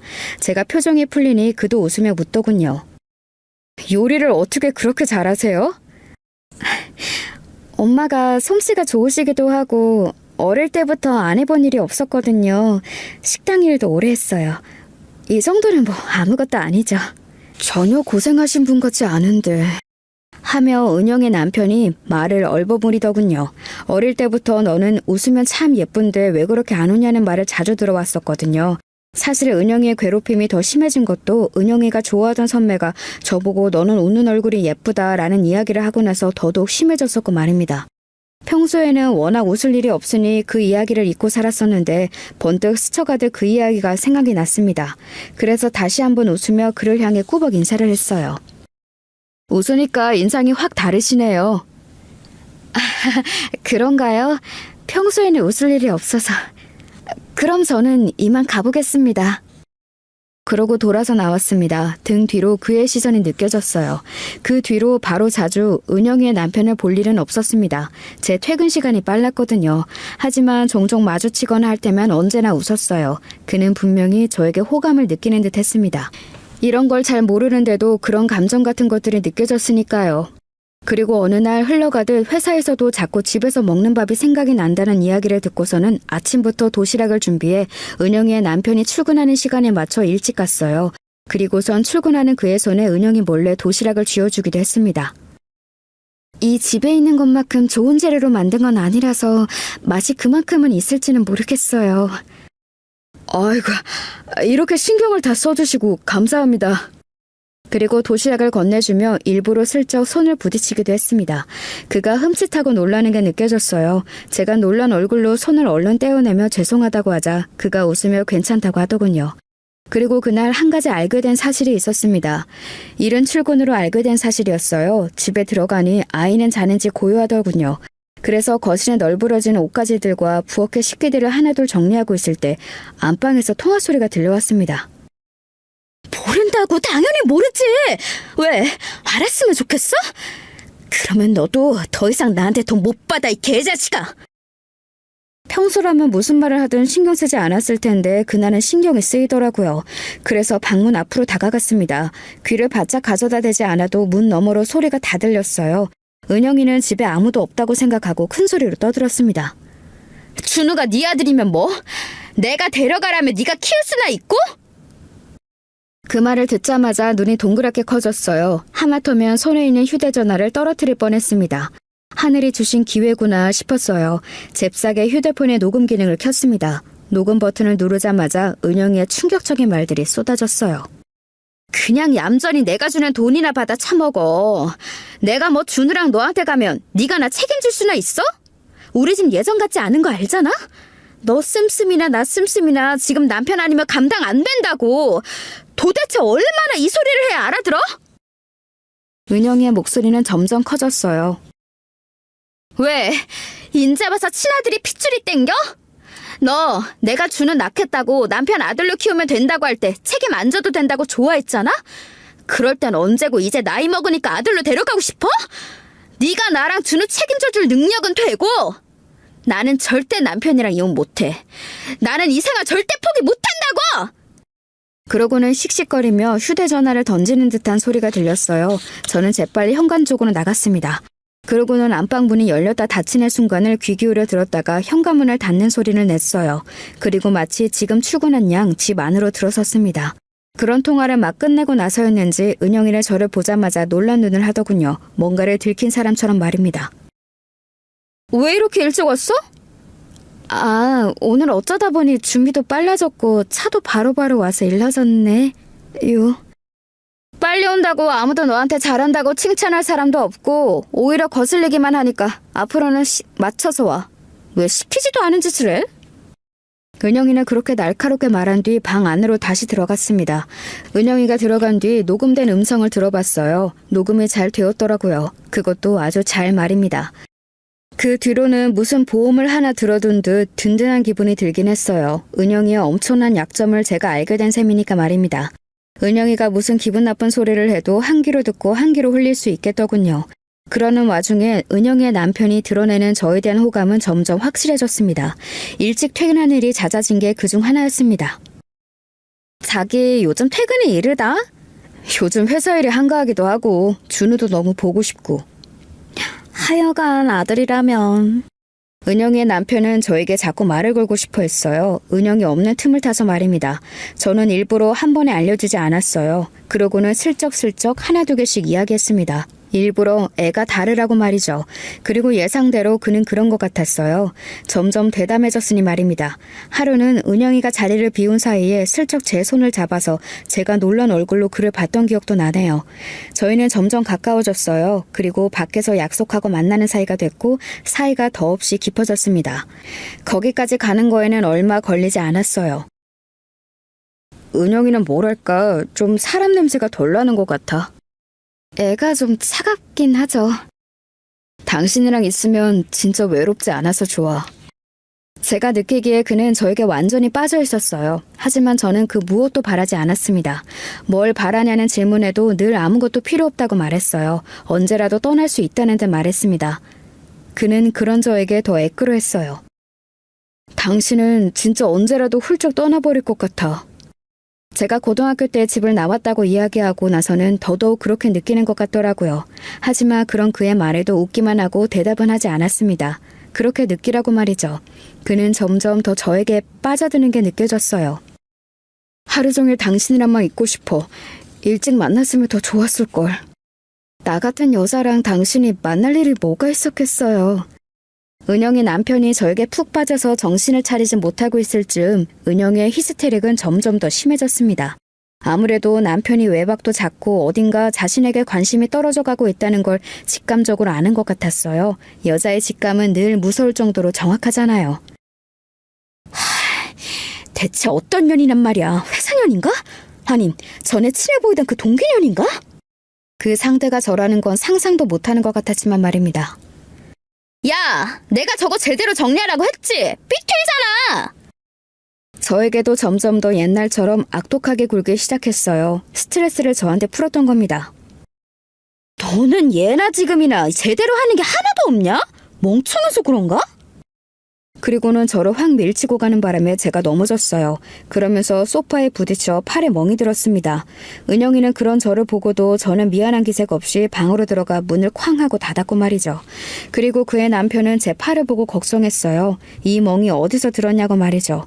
그래서 정확하게 이야기하지 않고 넌지시 이야기했습니다. 요즘 은영이가 스트레스 받는 일이 많은가 보더라고요. 은영이가 이랬단 말이야? 아는 척하지 말아요. 절대. 그냥 요즘 스트레스 받는 일이 많은 것 같아서 실수한 걸 테니까. 그런 식으로 은영이가 저를 괴롭힌다는 사실을 슬쩍슬쩍 조금씩 풀었어요. 그랬더니 어느 날 그가 묻더군요. 혹시 당신 고등학교 때 그렇게 악독하게 괴롭혔다는 동창이 은영이야? 저는 부정하지 않고 슬픈 듯 웃기만 했어요. 아마 그게 충분한 대답이 되었겠죠. 그는 당장이라도 자신이 관여하고 싶어 했지만 제가 말렸습니다. 저는 철저하게 이 위치에서 벗어날 생각이 없다, 욕심이 없다는 것을 강조했어요. 그는 그런 저를 더 가엾게 여겼고 또 안달이나 했습니다. 은영의 히스테리가 점점 더 심해지고 저는 이제 한 방이 필요하다는 생각이 들었어요. 저는 은영이 자리를 비웠을 때 은영의 휴대폰으로 그 남자에게 문자를 넣었습니다. 집으로 오라는 문자를 말입니다. 집의 비밀번호와 함께요. 그리고 은영의 남편에게도 문자를 보냈어요. 아무래도 알아야 할 것 같다고 하면서 그 녹음 파일을 말입니다. 나 혼자만 알고 그냥 모른 척하려고 했는데 나는 이제 당신을 너무 사랑하니까 그럴 수 없었어요. 하고 문자를 남기고는 걸려오는 전화를 받지 않았어요. 그러고는 은영의 그 불륜남이 오는 시간에 맞춰 일부러 은영에게 시비를 걸었습니다. 준우, 네 남편애 아니지? 제 말에 은영의 얼굴이 사색이 되더군요. 네가 그걸 어떻게... 네가 통화하는 거 들은 적 있어. 은영이는 잠시 당황하는 것 같더니 오히려 뻔뻔하게 나오더군요. 뭐 예상 못한 바는 아니었습니다. 그래서 뭐 증거 있어? 너 같은 년 말을 누가 믿어주는데? 정아야, 내가 늘 말했지만 세상은 언제나 가진 사람들 편이라니까? 너 같은 거지 새끼들이 아니라? 그래, 너는 그때도 항상 그렇게 말했었지. 어떻게 나이가 들어도 하나도 변하는 게 없냐? 은영이가 픽하고 웃더군요. 내가 왜 변해야 하는데? 변할 필요가 없는데? 그렇죠. 은영이 말이 맞긴 합니다. 은영이 같이 가진 사람들은 변하지 않아도 알아서 다들 떠받들어 주니까 그럴 필요가 없었겠죠. 그래도 이제 너는 변해야지. 네가 가진 약점이 이렇게 큰데. 제 말에 은영이가 제 어깨를 손가락으로 기분 나쁘게 툭툭 밀기 시작하더군요. 네가 그 비밀 좀 알았다고 대단히 뭔가라도 쥐게 된 것 같아? 너 같은 년말은 절대 아무도 안 믿어준다니까? 그리고 준호 아빠는 내 남편이 맞아. 내가 맞다며 그런 거야. 그 새끼고 너고 하여간 없는 것들이 욕심만 참 많아서 주제도 모르고 어딜 덤비길. 그때 누군가의 목소리가 들려왔어요. 네가 말한 그 새끼가 혹시 나야? 언제부터 서 있었는지 어떤 남자 하나가 서 있더군요. 그 불륜남인 듯 했습니다. 은영의 얼굴이 새하얗게 질리기 시작했으니까요. 네가 여긴 어떻게... 왜 왔어? 네가 오라며. 집 비밀번호까지 알려줘놓고 왜 이제 와서 시침이야? 은영이는 그제야 상황 파악이 된 듯 저를 노려봤습니다. 너야? 네가 꾸민 짓이야? 감히? 네가 나를 상대로? 은영이는 사정없이 제 뺨을 내리쳤어요. 제가 버티고 서 있자 연속으로 내리쳤습니다. 저는 일부러 대응하지 않았어요. 이제 곧 그가 올 걸 알고 있었으니까요. 제 얼굴이 퉁퉁 붓고 입술 주변에서는 피가 나기 시작했어요. 은영이가 어찌나 살벌하게 저를 때렸는지 그 불륜남이 나서서 말릴 정도였으니까요. 그때 반가운 목소리가 들려왔습니다. 지금 이게 뭐하는 짓이야? 모두가 그 소리에 시선을 돌렸고 은영이와 그 불륜남의 얼굴은 사색이 되었습니다. 당신이 왜 지금 이 시간에... 은영이는 당황했지만 이내 그것도 제가 한 거라고 결론을 내린 모양이더라고요. 이미 바닥에 쓰러져 있는 저를 무서운 눈으로 노려봤습니다. 은영이의 남편은 바닥에 쓰러져 있는 저와 엉망이 된 제 얼굴을 보고는 놀라서 저에게 다가와서 저를 일으켜 세웠어요. 괜찮아? 남편의 그런 모습에 은영이의 눈이 다시 한번 커졌습니다. 둘이 언제 반말을 할 정도로 친해졌어? 설마 당신 바람난 여자가 얘야? 당신 미쳤어? 어떻게 이런 년이랑 이런 가정부 따위랑! 누가 할 소리를 하는 거야 지금? 준우가 내 아들이 아닌 게 정말이야? 어? 은영이는 입을 다물었습니다. 그리고는 상황 파악을 하듯 눈을 굴리기 시작했어요.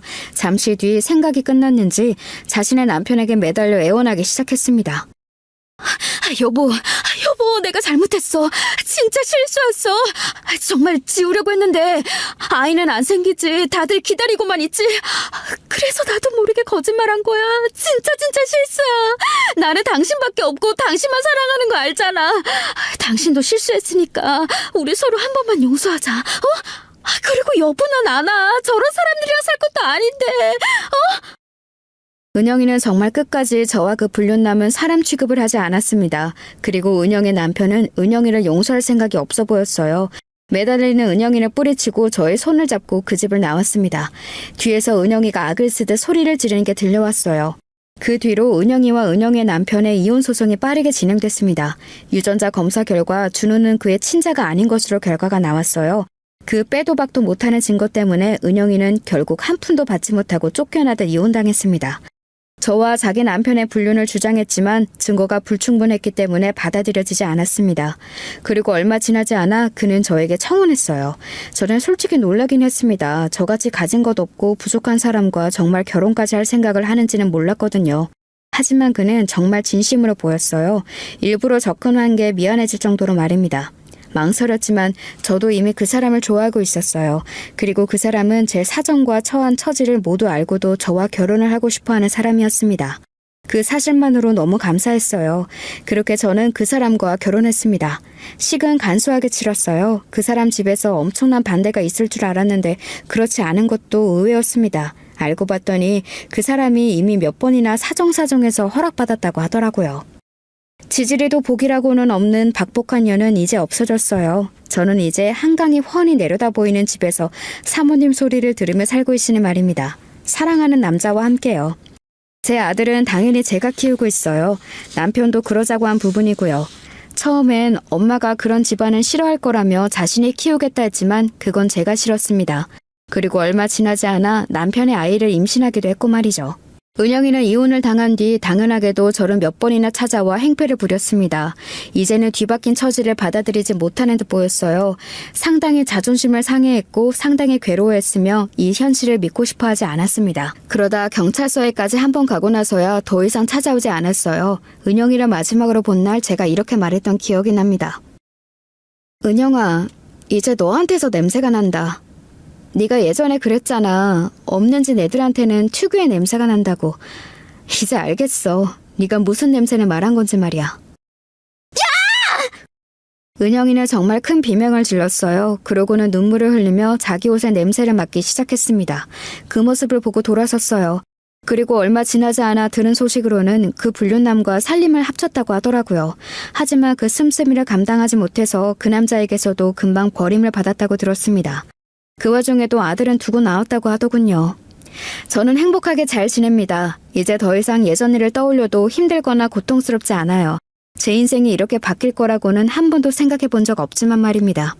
결혼 전에는 그렇게 제가 한밥을 좋아하던 남편이 제가 임신을 하니까 제 손에 물 한 방울 묻히는 걸 겁내하는 모습을 보는 것도 행복해요. 물론 누군가를 부리고 사모님 소리를 듣는 게 아직은 많이 어색하긴 하지만 말입니다. 분명 누군가는 저를 비난할 겁니다. 그래봤자 너도 불륜녀 아니냐고 말이죠. 그건 저도 언제나 생각하고 감수해야 하는 부분이라고 생각해요. 또 그 부분에 있어서는 저도 할 말이 없고 말입니다. 하지만 저는 후회하지는 않아요. 지금 누리는 것들 때문만은 아닙니다. 저는 은영이를 용서할 수 없었으니까요. 물론 복수심으로 시작된 일이었지만 저는 지금의 남편을 진심으로 사랑해요. 과거에 그렇게 접근했던 게 너무 미안할 정도로 말이죠. 살아가면서 2배, 3배 잘할 생각입니다. 굉장히 긴 이야기라고 생각했는데 끝을 내려고 보니 또 짧게 느껴지기도 하고 지난 시절이 꿈 같기도 하네요. 긴 이야기 들어주셔서 감사합니다. 좋은 하루 되세요.